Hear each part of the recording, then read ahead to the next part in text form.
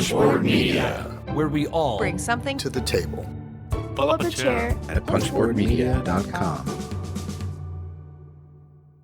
Party Gamecast will show you what to play, giving you ideas when you don't know what to do or say. Party Gamecast, it's all fun and games. We'll show you new ideas to play. Party Gamecast, having fun is easy when you know what games to play. Party Gamecast will show you what to play, giving you ideas so you can party away. Welcome to the Party Gamecast, featuring the Party Gamecast, a podcast about party games and games take to parties. I'm your moderator, Bruce. Joining me in the show is Rocky. Hello. Marty. Hey. Mike. Hiya. Brian. Yo. Also, an additional Brian. Hey, what's up? Nothing much. How are you? I'm not doing too bad. How are you? You know, I'm here. Yeah, I mean, we were all here, Yeah. right? And I realized, and I think we've talked about this, we have a phone number. We do. We do. Oh, do we? Yeah. Huh.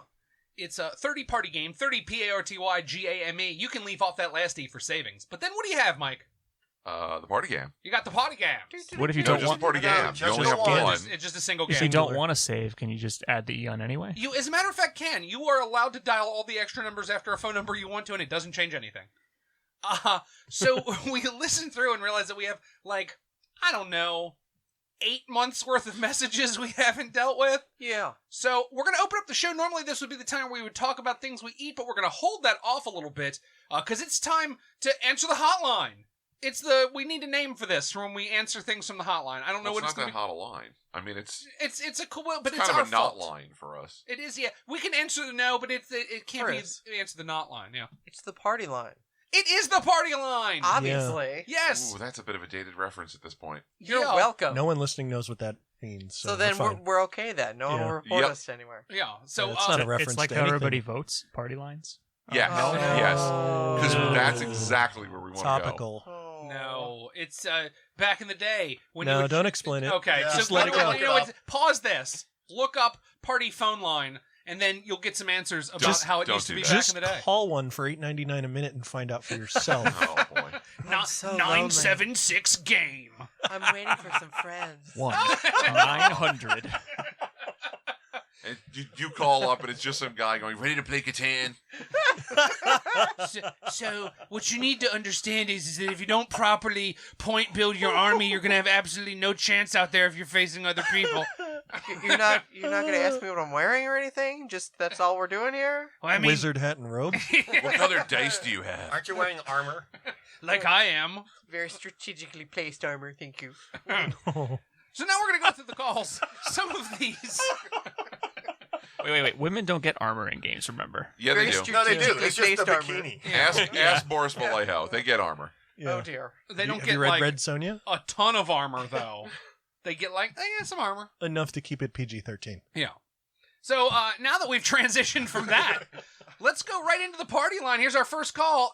If the dates are correct on here, June 1st, 2019. Oh, the not We line. are so sorry. Cast.